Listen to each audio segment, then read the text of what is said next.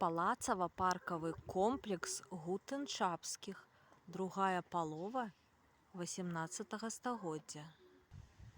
Гэты палац знаходзіцца ў Прылуках недалёка ад Мінска. Сюды вельмі прыемна і лёгка можна дабрацца на прыгарадным аўтобусе або маршрутцы і разглядзець дойлідства другой палавіны 18 стагоддзя. Па сходах можна падняцца наверх. Прылуцкія землі разам з палацава-паркавым комплексам належалі вядомым гутэншапскім.